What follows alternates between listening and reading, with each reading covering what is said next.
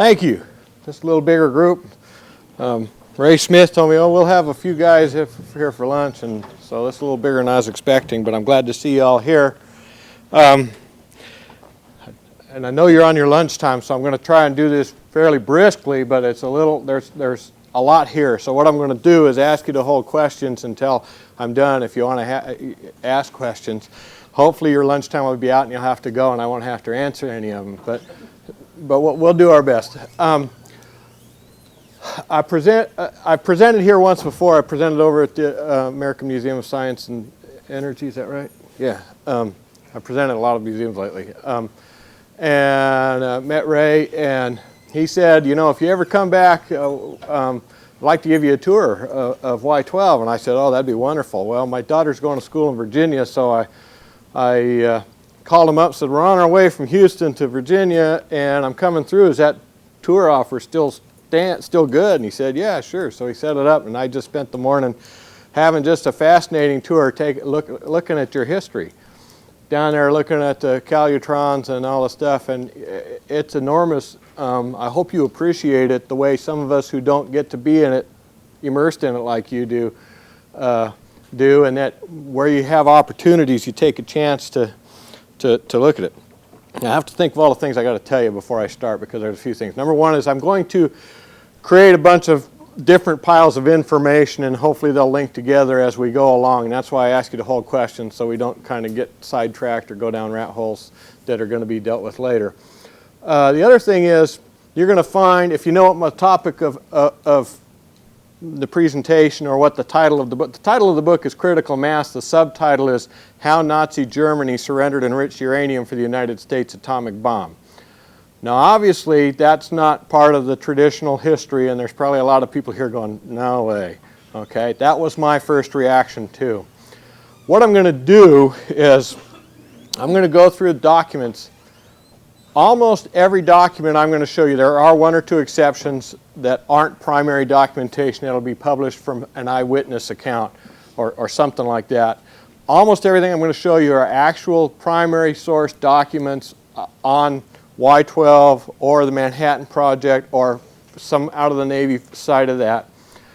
I'm going to go through and I'll tell you, I'm talking about the traditional history now, and then I'll tell you when I'm breaking from the traditional history, so you'll understand where the differences are and what you need to focus on to challenge me if that's what you want to do. And there'll probably be some that want to do that.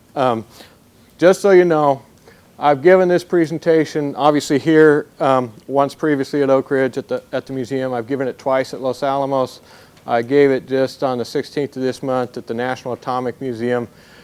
So far I'm still alive and kicking, although every time I do it it's terrifying. So anyway, let's get started.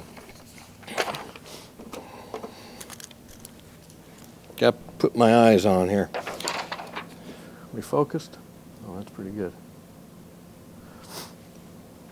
Actually on May 12th of 1945, which is 4 days after VE Day, after the surrender of Germany, I'm sorry, I'm going to be walking around in front of you, aren't I? I pace, so you might want to move I'll never remember to stay out of your way. A radio signal was received. It was open. It wasn't coded or anything, and it basically said, this is U-boat U-234. We're here to surrender. And this is a signal that was picked up, or actually it's a signal that was transferred. It talks a little bit about this U-234. This is obviously the day after it happened. It says, press representatives may be permitted to interview officers and men of German submarines that surrender. This was standard procedure. Any submarine that surrendered, the press could sit down and talk to till the cows come home. Okay? It says, this message only applies to submarines that surrender. It does not apply to other prisoners of war, and it does not apply to prisoners of U-234. They're making one exception. Out of all the U-boats that are out there, they're making one exception, U-234. Okay? Prisoners of U-234 must not be interviewed by press representatives. So right away, we know there's something peculiar or strange about U-234. This is a couple of days later. It's from the Commander-in-Chief of Naval Operations. And it's to the Commander-in-Chief of the Atlantic Fleet and the Naval Yard at Portsmouth, New Hampshire, which is where U-234 was brought in when it was surrendered to the USS Sutton, which is a destroyer. Okay, and this is just kind of reiterates what we just heard. Maintain prisoners of U-234 incommunicado and send them to Washington right quick because we want to interrogate these guys. Okay, so they knew there was something special about U-234. Now, excuse me, I just ate lunch. Part of what's really interesting about U-234 is U-234 was 3 times larger than the average German submarine. It was the only submarine of its size left. They'd only made a total of about 20 of these, and all of them had been sunk with 2 exceptions. One of them was U-219, which the Germans had turned over to the Japanese, and it was in the Pacific, and U-234. It was the only surviving U-boat of its size.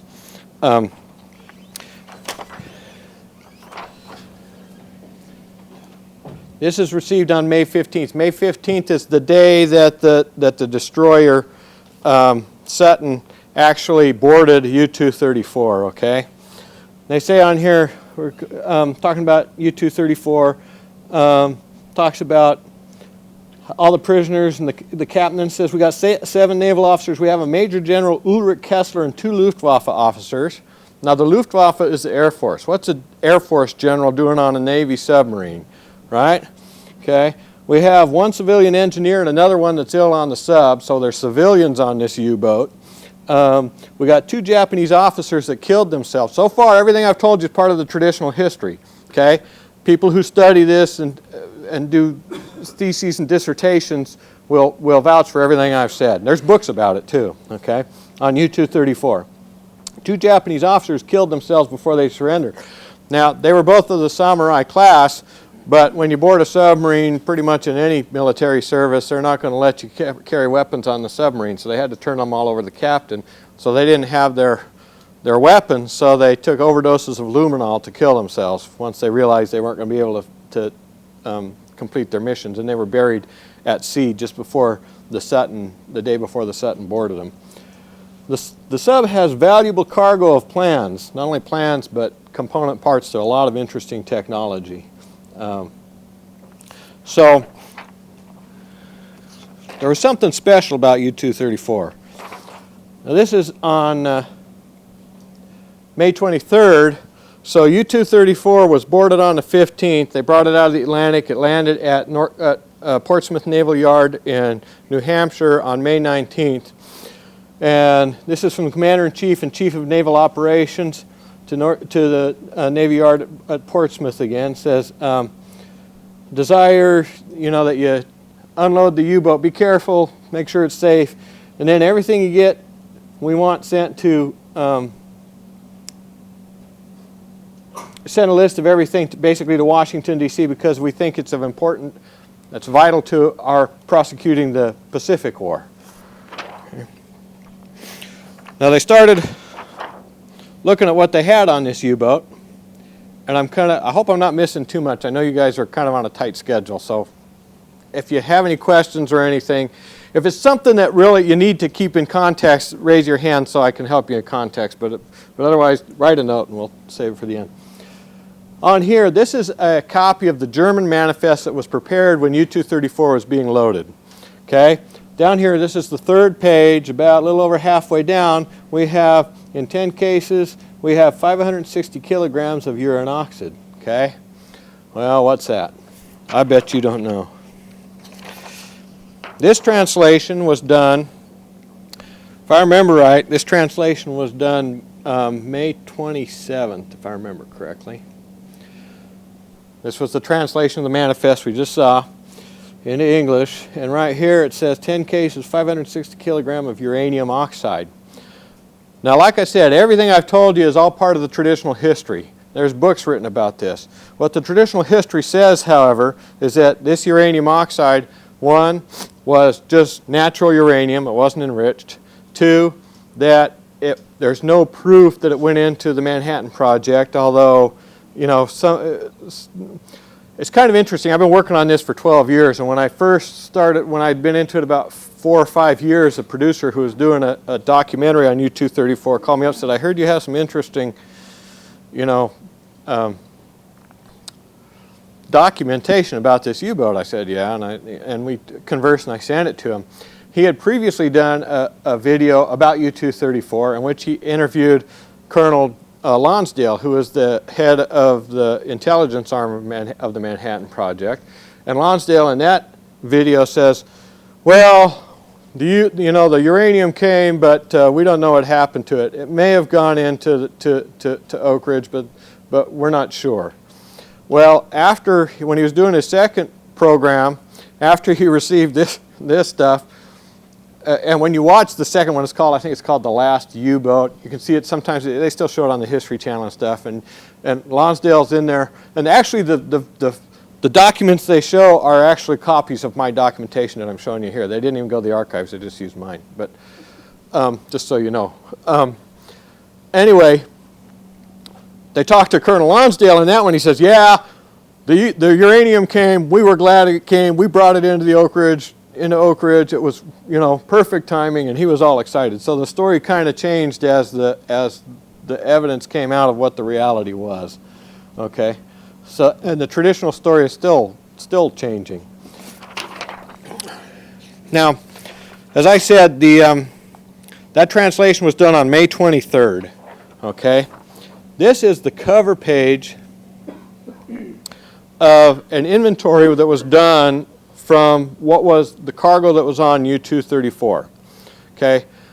Now, let me tell you, on board U-234, besides the uranium, I'm not going to tell you it was enriched yet, but besides the uranium, they also had plans and parts for a fully disassembled Messerschmitt 262, which was the first jet fighter used in combat by the Germans, by anybody.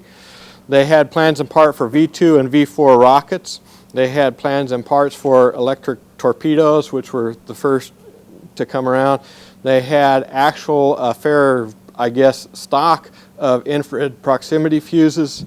They had, what else? They had something called the stratosphere plane, and there was also a fully, I should say not fully disassembled, but a component disassembled high altitude pressurized cockpit, okay? And so when you kind of put those together, it looks like they had some pretty high-tech stuff on this U-boat. It was just jam-packed with all kinds of technology, okay? Well, this is the cover page of that inventory of all the documents and parts and everything they took off that U-boat. That inventory is probably about that thick, okay? Now, right here it says, I've checked with the red pencil, indicate any items that were shipped out through the present date, okay? So it should have pretty much everything in it. I went through that inventory 4 times, personally, and there is no mention of uranium in the inventory at all. It just disappeared, and that was by the 16th of June, so basically a little over 2 weeks later, okay? The uranium was out of sight. On the 27th of May, again from Chief of Naval Operations to the Naval Yard at Portsmouth, we have this kind of accounting of things going on with U-234. And what's of real interest here, first of all, it talks about Lieutenant Pfaff. Lieutenant Pfaff was the second watch officer on U-234, and he was the one responsible for getting U-234 loaded up. Now, loading a U-boat is a lot more complicated than loading a regular ship. You have to balance a regular ship pretty carefully, but loading a U-boat, because they submerge and they're a lot more buoyant and they do a lot of weird stuff, is even more technical and more difficult. So you really have to understand what you have on board. So Pfaff understood what was on board. I don't know that he knew really what the significance of uranium was, but he knew he had uranium on board, and he told him it's loaded in gold-lined cylinders, and as long as the cylinders are not open, it can be handled like crude TNT. These containers should not be open. The substance will become sensitive and dangerous. This is part of the traditional history. You can look in the books about U-234, and they will talk about this document. But the interpretation of it has always been in terms of the traditional history, which says that the Germans had no capacity for enriching uranium, they weren't very successful in their nuclear efforts, and therefore this had to be natural uranium. I've taken this to no fewer than 6 physicists, some very big name, highly qualified physicists, including Dr. Delmar Bergen, who was he's retired now, but he was the director of the Weapons Program Office at Los Alamos, and later the deputy director of the Theoretical Weapons Design Division. Gary Sandquist, who was an instructor of nuclear engineering at West Point. John Proctor, the department head of nuclear engineering at Texas A&M. Bernard Waring, who's the head of the J.J. Pickle Nuclear Research Center in Texas at the University of Texas. All of them have basically said the correct interpretation of this document, while it's not absolutely conclusive, this is far more probable to be enriched uranium because of the mention of being in gold-lined cylinders. Gold is, while not the best, is a good, it captures neutrons well, so as the uranium's emitting neutrons, it'll capture them. The cylindrical geography helps to keep criticality down. It talks about as long as they're handled like TNT. TNT, if you have a lot of TNT, rather than storing it in one big place, and if you accidentally detonate it, you have this catastrophic event, the practice is to section it off and keep it in separate, smaller quantities, so if part of it gets ignited, you only lose that part and you don't have a catastrophic event. You know, the physics are a little bit different, but the principle is the same. If you have, you know, several subcritical, if you have a supercritical amount of enriched uranium, you're going to want to keep it in subcritical volumes, right? And so this is, you know, indicates that that's what they're doing. What else? And then it talks about, you know, it'll be sensitive and dangerous if you open it. All of that, can anybody here imagine any of that being written, particularly during the war years, about natural uranium? How about enriched uranium? You know, this is the first evidence, and again, it's part of the traditional history. It's just been misinterpreted. They haven't ever had physicists look at it and say, this is what this means, you know. Now, it's true, you could take unenriched natural uranium and store it in gold-lined cylinders, and you could separate it into subcritical parts, but it's not going to be critical anyway, unless you have a mass that's about the size of the Earth. You know, it's like, it would be like storing Kool-Aid in a vintage wine cellar. You could do it, but would you? You know. So now, this is one of the few non-primary documents that I'm going to show you, but it's important because it's the English version of a memoir written by a guy by the name of Wolfgang Hirschfeld. Hirschfeld was the chief radio operator on board U-234. Okay, he wrote his memoirs in German and in English. And they differ a little bit. He's a little more detailed in the German, but I use English because how many here speak German? I don't, so. Anyway, it's interesting. Down here he talks about two Japanese officers were to travel on U-234. Air Force General Genzo Shoji, sometimes they spell it with a J and sometimes with an S. I'm not sure how it's supposed to be pronounced. And Navy Captain Hideo Tominaga. Okay, and he goes on and he talks about, I saw these two officers seated on a crate on the fork casing, engaged in painting a description in black characters on the brown paper wrapping gummed around each of a number of containers of uniform size. He checked after the war, he checked the loading manifest, which we just saw, and realized that there were 10. Each case was a cube, enormously heavy. Once the inscription U-235 had been painted on the wrapping of a package, it was then carried over to the knot and put in the U-boat. So everybody, I don't know, maybe I'm assuming too much. Everybody here know the significance of U-235? That is the isotope of uranium that we enrich to get to weapons-grade uranium, right? Now, he saw them actually painting U-235 on these packages of uranium. He went to the Japanese officers. He said, you know, what's this U-235 mean? And they said, well, this was supposed to, originally was scheduled to go to Japan on U-boat U-235, but they canceled that mission, so now we're doing it on U-234. Well, he had just sat there and watched them from a distance painting U-235 on it. I guess he didn't want to challenge them face to face, so he went to the captain. He said, "What's going on? Why are they, why are these say U-235?" The captain said, "Well, don't worry about it. Don't make any noise about it." So, for some reason, he didn't let that go. He went to the flotilla schedulers and he said, "Did U-235, was it ever scheduled to go to Japan?" And they said, "No, U-235 is only a school boat and it's never left, the shores." And I actually tracked down a guy who did an extensive manuscript on the history of U-235, and he validated that. And in fact, U-235, the only time it ever went out on its first real mission, it was sunk accidentally by German patrol boats on its first mission, just barely out of harbor. That was right at the end of the war. So, we have a document that basically says the evidence is that it was enriched uranium in the U-boat, and we have an eyewitness that says that uranium was labeled U-235, which would mean that it was enriched uranium. Now, what happened to that uranium? This is the end of May, the 30th of May. We have this communication, again from Chief of Naval Operations to Portsmouth Naval Yard, and it's talking about U-234. Look, and he says, he's sending out Lieutenant Commander Carl B. Reese, Lieutenant Edward B. McDermott, and Major John E. Vance. CE stands for Corps of Engineers, USA stands for U.S. Army. And their job is to come out and unload U-234. Now, anybody here been in the military? Anybody here see anything that just looks a little weird about that? Would it be normal for a Navy operation to invite the Army in on something on this level and just say, "Hey, look what we found. Come help us figure out what it is"? They're pretty jealously guard that kind of stuff.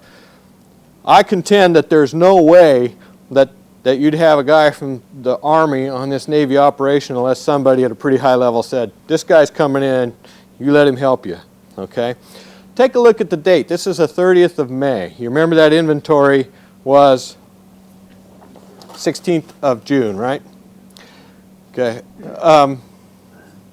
Anyway, so far, everything I've shown you, all the primary documentation I've shown you has come out of the archives for the U.S. Navy, out of National Archives for the U.S. Navy.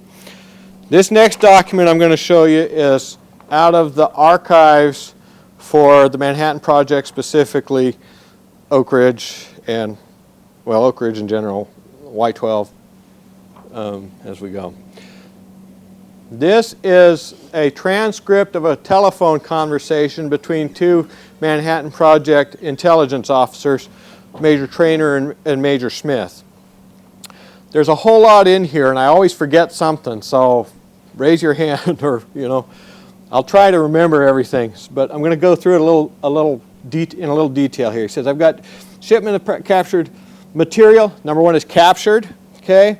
There are 39 drums, 70 wooden barrels. I haven't shown you, but on the manifest they talk about 30 drums and or barrels, and actually they don't talk about it in those terms. They talk about 110 drums and barrels, or 109. The total is exactly the total we have here that was brought off of U-234. So it looks like we're talking about the same vehicle that we're taking this captured stuff off of. Okay. What I need is test and see what the concentration is and a set of recommendations as to disposal. I've just talked to Vance. Okay, does anybody recognize the name Vance? Vance was the Army guy in the Navy operation who's responsible for the captured material, right? Okay, that was the Navy archives. Here in Manhattan Project Archives, we have a Vance who's responsible for captured material. Okay, so we're going to go on. And they're taking it off, putting it in the 73rd Street warehouse. In addition to that, I have about 80 cases of U powder. Okay, so we got 80 cases of uranium powder, and you're saying, but it was in 10 cases. I'll address that in a minute. Let me just kind of go through this, and we'll come back to that. Okay, and if I don't, raise your hand and say, go back. Okay, Vance is handling all of that now. Can you do the testing and how quickly it can be done? All we know is that it ranges from 10 to 85%, and we want to know which and what. When I first read that last sentence in that paragraph, I thought, man, they're even telling us how much this stuff is enriched to, how much the uranium is enriched to. Okay? But as I read through it, he says, can you give what's in those cases? He says U powder. He talks again about Vance is taking care of the testing of that. The other stuff's something else. The other is water. He says we can take samples of each and analyze that. And I realize they're not talking about, the concentration isn't talking about the uranium. It's talking about the water. What about the water? That's weird. So I went back and I went through that inventory again. And in those bubbles and or barrels and drums, in those barrels and drums, they had 2 or 3 different kinds of things. Some of it was, every now and then I get a brain cramp. I can't remember. It's a fluid that would be used as a biological shield for radiation in a fluid form. It's like a, no, that's what I'm getting to. The part. The other stuff, man, benzyl cellulose, is that right? Anyway, I think that's right. Anyway, and then the other stuff was confidential, and in everything in that whole inventory, the only thing they wrote down as being confidential was the water. Well, the only thing that's missing is water, okay? And they just have these barrels that are confidential. I think the confidential stuff in the barrels was the water. Why would the water, what are they talking about, 10 to 85% of concentration in the water? Who said heavy water? Was that you? Heavy water. Does anybody know the Germans, the traditional history of the German effort to create an atomic bomb centers on the effort to create plutonium by creating a breeder reactor using heavy water as a modifier. They made a mistake in calculating the modifier characteristics of graphite, which we used, which was much more effective, and they came up with heavy water. So what they had on this U-boat was, in this 10 to 85% concentration, is talking about what the concentration of heavy water is in these barrels. So what they had on the U-boat was not only uranium, which I believe was enriched, which I think the evidence shows was enriched, but they also had the makings of a reactor as well, the German reactor. I want to go back just for a minute to, excuse me, to the 80 cases. You remember it was in 10 cases, and then there were, but the uranium was actually in gold-lined cylinders, right? If you take those 80 cases, if those 80 cases were actually the gold-lined cylinders that the uranium was actually in, which is what it was in contact with. Oh, the other good reason to use gold is because gold is very stable, and as you all know, uranium is very corrosive. And if it was enriched uranium, that would have corroded and contaminated the enriched uranium, and there would have been a lot of loss of enriched uranium to contamination because of the corrosion. So, at any rate, so if you have 560 kilograms and you divide it by 80 cases that you put it in, you get about 7.5 kilograms, which is just about half of what critical mass was for uranium at that time, what their calculation was. Their calculation was 15 kilograms for critical mass at that time. So there's another buffer saying we don't want to get so close with this uranium. We want to make sure everything stays subcritical. And as you know, pressure and water is a modifier. In a submarine, you can imagine what would have happened if they'd have had an accident and they didn't take some fairly extensive precautions. Now, so we just showed that the uranium was enriched uranium. We've just tracked it into the Manhattan Project.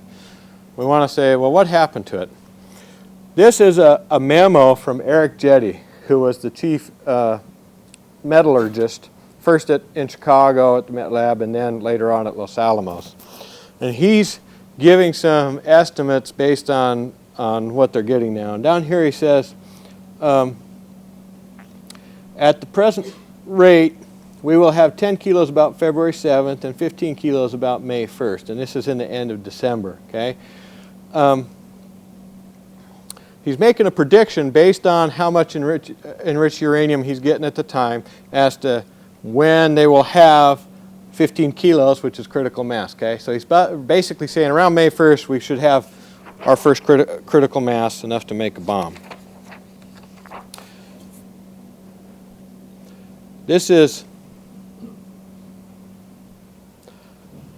two things. The one I just showed you, when I was showing that document at Los Alamos, a nice little senior citizen in the front row raised her hand. She said, "Oh, Eric Jetty, I had his son in my 4th grade class. He was such a nice boy." And I said, "Oh, good." Anyway, it's kind of strange to be standing there and have that kind of discussion with people who are really personally involved. And also, well, you'll see later, I'll have a document that talks about, it was a document Norris Bradbury wrote while I was doing this presentation in the Bradbury Science Museum at Los Alamos. So it's, you know, it's a little intimidating at times. Anyway, this is the other thing I was going to say while I was there this last time. I called this the beta tube alloy trioxide report, and I was corrected. It's beta tubaloy. Okay, so if you don't know that, you do now. This is the beta tubaloy trioxide report, and this is basically a report of the uranium, enriched uranium that was coming out of the beta calutrons. Okay, I talked to Clarence Larson twice on the phone specifically about this report and other things, but specifically about this report to make sure I understand it. And he helped me understand what the what we're talking about in terms of the batch number, the grams oxide analysis factor, grams RT, assay factor, and the grams RX. And I'll cover that in a minute. But this is just the first page. I just use it to show you I have it. I have the entire document, which is several pages. This is actually the first page of 1945. I have from May of 1944 when they first started production through to the end of 44 and then all of 45. I took those documents and I kind of graphed them. I didn't kind of graph, well, for you guys, I'm not a technician, so I guess it is kind of a graph. For somebody who's really good at it, they'd probably do a better graph than this. But what we have here is the vertical scale is kilograms, the horizontal scale is time, and this dotted line right here is the bomb size as reported by Robert Serber, who wrote the Los Alamos Primer, and just maybe a decade ago it was republished with notes by him, current notes by him as to what was going on and why he did what he did, and he reveals in there that the actual size of the uranium bomb, which was one dropped on Hiroshima, was 50 kilograms. I'm sorry. Oh, I should be looking back and, yeah. Okay, so this is just 1944, and I put it on there to show you I have it. And then 1945 is the interesting one. And what I've done is I've graphed, kind of forget these lines down here. These are ones I was working out, looking at some theories as to what could have happened before I understood what did happen.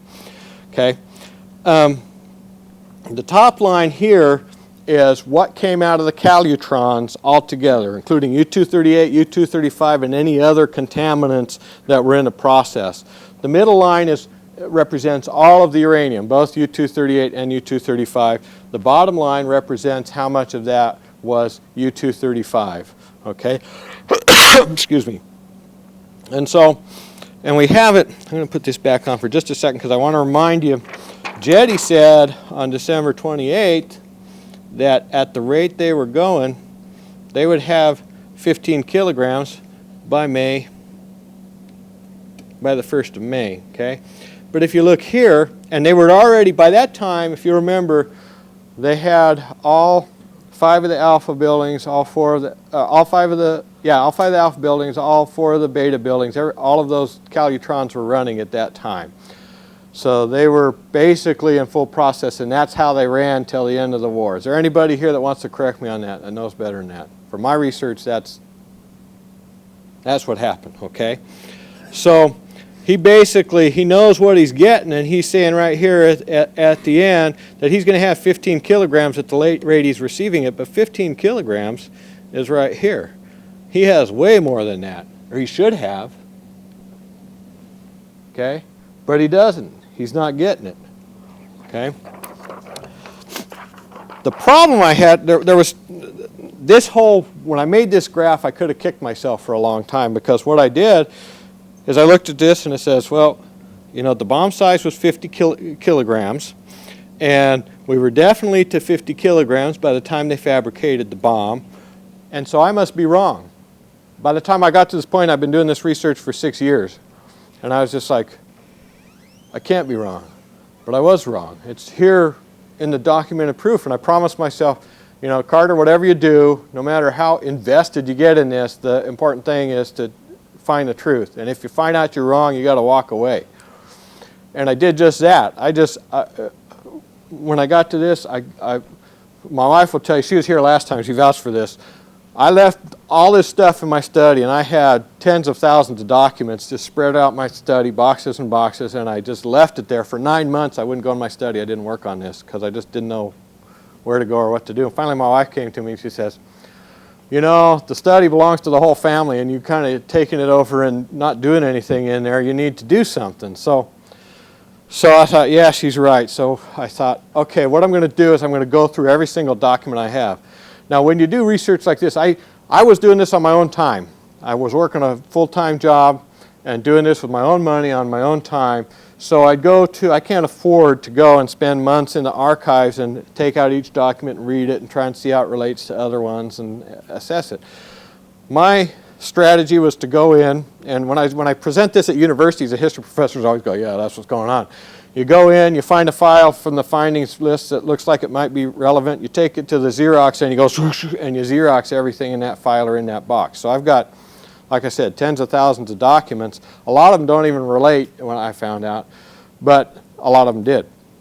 So I thought, at that point, when she called me on it, I said, okay, I'm going to go through all those documents, every document I have, and if nothing bounces out of it, I'm throwing it all away and walking away from this thing and getting my life back. So I started going through those documents again. By this time, 6 years, I'm not a scientist, and so when I first started pulling these documents, unless they were really basic, I didn't understand what I was looking at in a lot of cases. But 6 years later, I had a better understanding of what I was looking at. So I'm going through my documents, and I pull this out. And I still, when I read this, to this day, I still get goosebumps because this is an important document and it's conclusive proof that the traditional history is wrong. Okay? This is in March, middle of March of 1944. It's to J. Robert Oppenheimer from Samuel K. Allison. It says, irradiated enriched sample, and that's as far as I read, and I knew I had it. Okay? Does anybody know what the traditional history says about when reactors used enriched uranium as a fuel? When they even started experimenting? Oh, I meant to get one. I'm sorry? It was after the war. According to the traditional history, there was no experimentation done until after the war of enriched uranium in a reactor until after the war, and there was no cranking up the Hanford reactors to enriched level. No actual productive use of them until after the until the beginning of the new year, 1946. Okay, so this conclusively proves that the traditional history is wrong, and it's even in. I don't know if you still have the same brochure you had, but when I was here about 5 years ago, there's a brochure, and it actually. I want to say Philip Abelson, but that's not Alvin Weinberg, who was at one time the director here after the war. Actually wrote a section in there, and it talks about how after the war they started experimenting. Well, I can show you here that it was in the middle of the war that they were already experimenting with enriched uranium in their reactors. How did they make using that word enriched from the irradiated slugs, meaning plutonium? It doesn't necessarily mean. I mean, the irradiated enriched means they've irradiated. Could be meaning the plutonium from the natural uranium slugs that were put in the pile over here. You could also Enriched plutonium? Well, they're using the word enriched, meaning they were making plutonium out of it. That was their job over there in the pile, was to separate out the gram quantities of plutonium. And the term enriched could be applied to that the slugs were enriched, they were transmuted into plutonium. Okay, that's the first time I've ever had that, but I have some more documents in here, and I think that'll still cover it, and you'll see that my story still holds. But that's the first time anybody's ever challenged that. Everybody that I've talked to so far, both at Los Alamos and here and at the National Atomic Museum, have all understood that to mean enriched uranium. To the Clinton pile. Right. Isn't that X10? That's X10. That's the Clinton pile. Right. But what I say this means is that they're using enriched uranium to fuel the Clinton pile. They're experimenting with enriched uranium into Clinton pile because it was a pilot pile. That's what they used it for, to understand whether using enriched uranium in the pile will increase the plutonium output. Okay? Okay. This is a backup letter that Samuel Allison sent. He said, I'm sending a separate package for 7 milligrams of tubaloy 3-oxide 8. So I think this, unless there's a capital T in the periodic chart, which I don't believe there is, I believe they're using that T as a symbol for tubaloy, which would be uranium. Okay? So they're talking about enriched uranium, this part of the sample which is exposed at X, which would be X10 or Oak Ridge. Okay? So this is a backup letter stating, I believe more specifically, that they're talking about enriched uranium. Okay? Here's some more. I'm glad I brought these. I've thought several times I've got too many of these documents putting this in here, but I'm glad I have them here now. Okay? Here's one. Again, it's to Oppenheimer and Robert Bacher. Anybody know who Robert Bacher was? My understanding from my research is Robert Bacher was basically the guy who was the overall manager of the plutonium bomb project. Is that an accurate assessment? That's what I've said. He was at Los Alamos, wasn't Yeah, he was, but he he? was, Arthur Compton was in charge of the plutonium side. but he on the managerial kind of level. Okay, I think Compton was more on the scientific side, but Bacher was more on the. Okay, he would like to emphasize this again from Allison. 3 grams total of enriched oxide. Okay, so I think we're talking uranium. You think we're talking plutonium? Okay. He's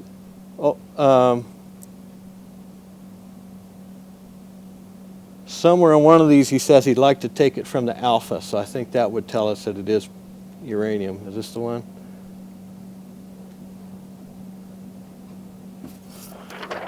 Well, he talks about, yeah, he's talking about the grams of total amount, not the 25 content. Okay, 25, right, is the code name for U-235, which is enriched uranium. Okay? It's not okay, but I'm running out of time. Yeah. Process, okay? I think we're still talking about enriched uranium. I think that document shows that. And here, this is Allison giving him a little more background. Again, he's talking about 3 grams of enriched material.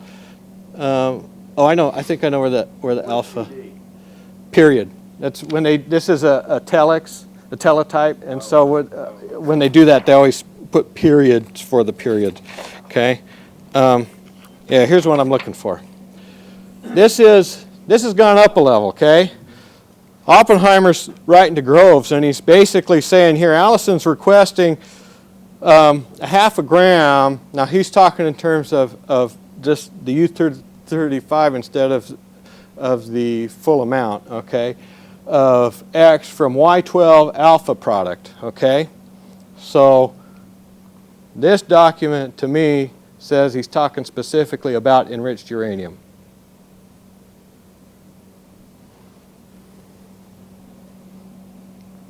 Okay, he says we're doing it for experimental. We don't have enough in experimental stocks. I'd like to take it out of the production stocks. I'm okay with doing it, but I want your blessing first.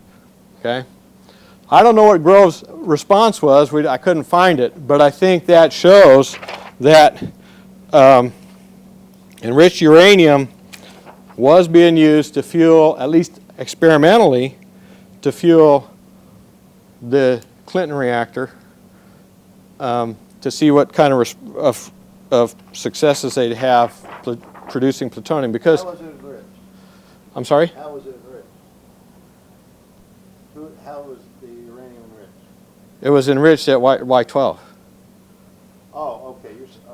What I'm saying. And then was used And then was used. Yeah, they were saying, okay. Probably a lot of you know this, but during the war, there's 2 ways to build a bomb: an enriched uranium bomb and a plutonium bomb.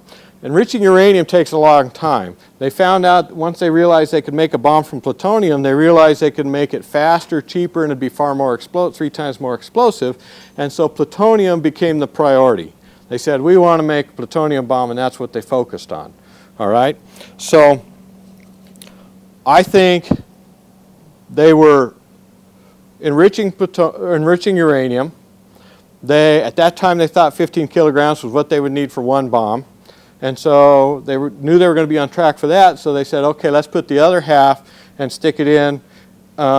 Once they had done the experiments in mid-44 and shown that using enriched uranium in a reactor is going to help them make a lot more plutonium, that they decided to go ahead and start putting a lot of that enriched uranium into plutonium.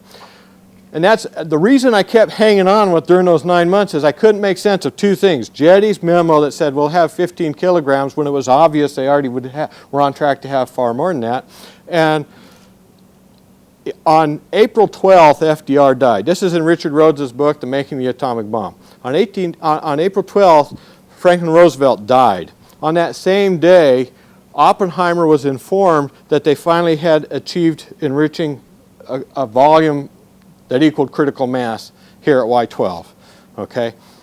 They were pretty excited about that. Between the day that FDR died and his funeral services on April 16th, they came back to Oppenheimer and said, guess what? We do have critical mass, but we've realized in order for this bomb to have the size and effectiveness to be a strategic weapon at the level of the investment we've made, we need to use 3 times critical mass. And that's where we get the 50 kilograms that Serber says was the actual size of the bomb. And it's pretty much part of the traditional history that that's what, you know, the Manhattan Project kind of went into panic at that time because they were going to be short the amount of uranium they had at the bomb. The other part of it is, and it's unspoken, but they would have been close to having it had they not been putting it, according to the records here, had they not been putting it in the plutonium bomb. That was kind of okay because the plutonium bomb was still a good thing and they were making all kinds of plutonium, right? So they were going to be okay. This is one last document. I want to point out that this is on July 28th. It's too late to have been used in the bombs or to have been part of the bombs used in the war. But still, it's important because it's to Cyril Smith, who was a metallurgist who worked for Eric Jetty on both the uranium and plutonium bomb, although he is more focused on the plutonium bomb. Joseph Kennedy, one of the co-discoverers of plutonium, Samuel K. Allison and Robert F. Bacher, all three of the last gentlemen were focused on a plutonium bomb. It's from Robert Oppenheimer, and it says, I have a schedule of U-235 deliveries in the next few weeks. They do not include the material now on hand. So U-235 is automatically enriched, right? And it's going to the key guys from the plutonium bomb, and it's production. We're not talking grams, we're talking about multi-kilogram quantities of enriched uranium going to the plutonium bomb program. Okay? So what I'm saying, my theory is, based on the evidence, that while we were having Y12 was obviously, from what I showed you, having great success enriching uranium, you know, comparatively, it was being separated out and going into the plutonium bomb. Now that would have been fine if the plutonium bomb would have been workable, but anybody who's done a little bit of history in here knows we were having a serious problem triggering the plutonium bomb. The uranium bomb, you just put a high velocity, you put one slug in a high velocity cannon and shoot it into another slug. They're both subcritical. When they come together, they're critical. In a high velocity cannon, the assembly is fast enough, you reach critical mass, it explodes. They didn't even test that. They were that confident it was going to work, and that's what we dropped on Hiroshima. The plutonium bomb ignites, it has to be assembled way faster than that, and I was using the figure 1/300,000th of a second. Let me back up just a second, I hope I have time. The plutonium bomb was a hollow sphere of plutonium about the size of a small orange, wrapped in 6 feet of high explosives that was scientifically engineered to implode that sphere to where it would come to critical mass. They used 32 detonators, and they actually put redundant detonators on it, so 64 to fire. They had to fire all those detonators off within, I was saying 1/3000th of a second. Well, Del Bergen, he looked at me and he said, that's way off. That's, it was way shorter time than that in order to get it right. And even Luis Alvarez in his book, who was the hero who supposedly solved this problem, said that in their experiments, they had, and I can't even remember the term he used, but it was like a macromillimeter or something like that. All the shock waves had to happen within a macromillimeter, and the closest they could get was 22 feet. So they were way, way off, okay, using mechanical means. Well, the next thing I want to show you, we're going to go back to U-234 now. I'm building another pile again. This is on May 24th. Jack Alberti was the head of the naval intelligence guys who were interrogating the passengers and prisoners that came off of U-234. Down here he says, the packages for Dr. Schlicke, one of the passengers, contain, they're marked, Tony, let's see, infrared fuses which are in some of these packets. He warns they must be handled with utmost care, etc.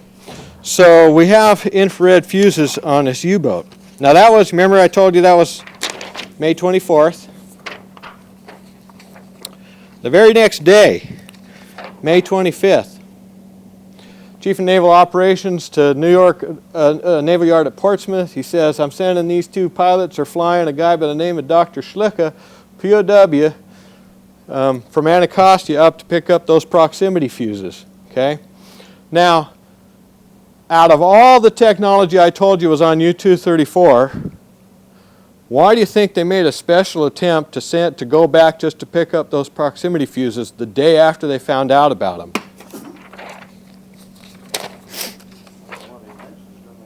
What's that? Proximity fuses were one of the inventions during the Everything on that U-boat was an invention during the war. Why didn't they go get everything? It's obviously handwritten English translation of a German document that was in Schlicke's care. Okay, it says investigation of the usability of ultraviolet invisible light for transmitting messages or commands, and particularly for the remote ignition of warhead fuses. When you read further into this report, it also it references another report that they did about the use of infrared for the ignition of warhead fuses. Okay, they were doing 2 reports, 2 experiment studies on ultraviolet and infrared light to see which would be best for using for igniting warhead fuses. And they both had pros and cons. There's no conclusion as to which would be best from anything that I could see. I'm running out of time, so I'm going to try and speed up a little bit here. This is a document. Dr. Schlicke was asked to speak at Office of Naval Intelligence, or somewhere in the Navy Department. It talks about, this is the introduction. He says, after Dr. Schlicke completes his lecture, you can ask questions, but basically says down here, after the lecture, Mr. Alvarez will sit at the table and the person who wishes to ask a question is asked to come forward. Okay, so we have a Mr. Alvarez who's basically kind of a handler or somehow connected with Dr. Schlicke in this context. This is the last page of a 3-page letter from Ulrich Kessler, who was the German Luftwaffe general who was on U-234, okay? He talks about Commander Alvarez. A bunch of stuff was taken from him and he never saw it, and he's trying to get it back, and he's basically saying, Commander Alvarez saw this stuff. He identifies him twice as Commander Alvarez, okay? He'll know where this, or at least he witnessed that he had it. This is a letter actually written in the late 1980s to a guy, Harry Cooper, who is the head of Shark Hunters, which is a association of historians that study the history of submarines, U-boats, and that kind of stuff. And this is from Captain Failer, the captain of the U-boat. He identifies a light commander, Lieutenant Commander Alvarez also, and then he says probably not his real name, also as being his interrogator in relation to U-234. Okay, so we have an Alvarez all over U-234 and the people there. And so I thought, well, who is this Alvarez? Because I couldn't find in any of the records, the intelligence reports, I couldn't find anything that was signed or indicated that there was an Alvarez doing any interviewing or interrogations by any of these people. It didn't show up. So I thought, well, who is Alvarez? So I got into the Register of Commissioned and Warrant Officers for the Navy and Marines. They put that out on, this one's for 1943, they put it out every other year, so that one's 1943. I also looked at 1945. Neither one of them had, as you can see from this, an officer in the Navy at the time by the name of Alvarez, which if it was in here should be right in here. Now it's well known, Groves even admits in his book, now it can be told, that in order to get the scientists from the Manhattan Project and the military to work together, he would give scientists rank insignias, uniforms, you know, the whole 10 yards, so that they could go in and work with the military when they needed to. And I believe that's exactly what happened. I think that that Alvarez, when they knew they had that U-boat coming in and it had atomic products on it, they needed somebody who was a high level, could be trusted, but who would know, who could understand what was useful on that U-boat and assess it. And I believe Alvarez is Alvarez, an understudy of Lawrence. He was more an understudy of Oppenheimer. E.O. Lawrence, who was in charge of all of this, and he was one of his students. Is that the same outfit? Luis Alvarez? He was, I don't know if he was a student of Lawrence. I know he was a friend of Oppenheimer's and an understudy of Oppenheimer as well. They weren't friends? Well, that's different. I guess I'll have to reread my roads, but my yeah, we're running out of time. I'm sorry. Okay. This is April 18th, 2 months, May, June, July, 3 months before the Trinity shot. Norris Bradbury, he's saying in here, we've actually tested, we wanted to test 300, but we're going to have a lot smaller group of tests on the detonators. There's more than a bare possibility that detonators will be unsatisfactory. They knew that this is 3 months before they were having problems with the detonators. We know as far back as October of 44, they had recognized the detonators, trying to get that simultaneity of the detonation of the plutonium bomb was just killing them. And so Oppenheimer himself appointed a 3-man committee to solve that problem, and the first one on the list is Luis Alvarez. Okay? He's the guy who's basically charged with figuring it out. Okay? Obviously, if you haven't got my drift from this, I believe that Luis Alvarez was on U-234, found out about those infrared proximity fuses, took them back. We know that in the last week before the Trinity shot and also on the island of Trinity, I've talked personally with a guy by the name of Harlow Russ, who was one of the guys who assembled the plutonium bomb on Trinity. He's written a book called Project Alberta. He talks about it.